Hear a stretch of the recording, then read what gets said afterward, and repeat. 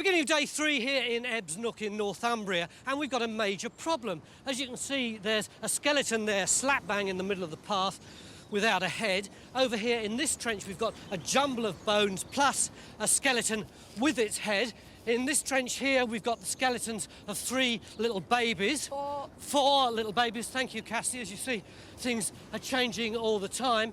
In this trench, there's a jumble of bones.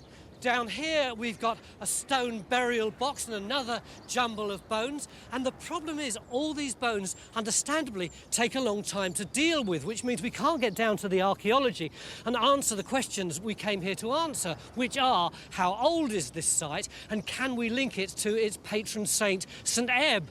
And the debate has been going on long and hard all through the evening. As you can see, there's a few bleary eyes here today, in particular this pair of bleary eyes. I'm not good in the morning, you know that. I know, but what are we going to do about these trenches? We can't dig everything, can we? No, well, we certainly can't deal with all the burials in every trench. And I think we're agreed we don't need any more trenches. Absolutely. We've got a lot of work on.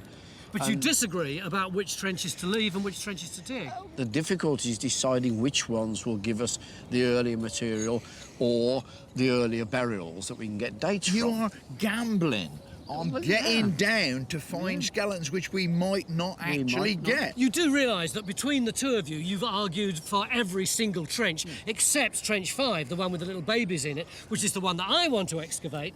Don't laugh at me, Joe Grundy. The reason is because Mick says that that could be where the earliest part of the site actually is. You might have to swallow your pride and actually accept that because of the babies in there, we cannot resolve that trench. They are so irritating.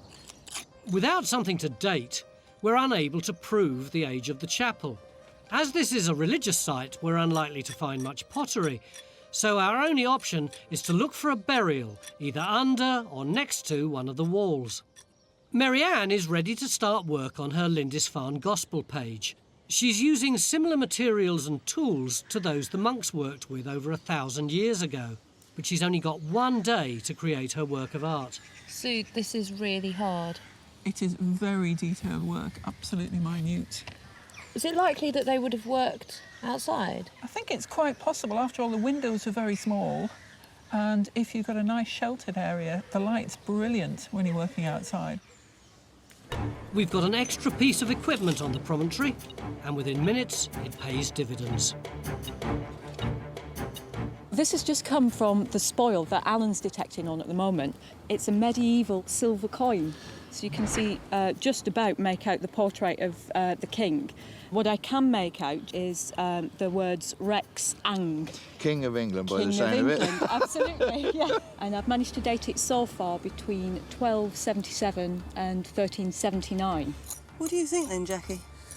Well, I think what you thought was just a skull is actually part of an articulated in situ individual here. So you've got the neck vertebra coming down here, and then across here we've got the shoulder.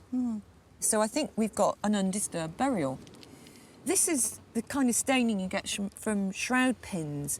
Now, the problem with shroud pins is that they have a very long life, so it's not very handy for dating. But there have been none found before the 12th century. So another great find, but still nothing to link our site to the 7th or 8th century. And we're running out of time. Circle.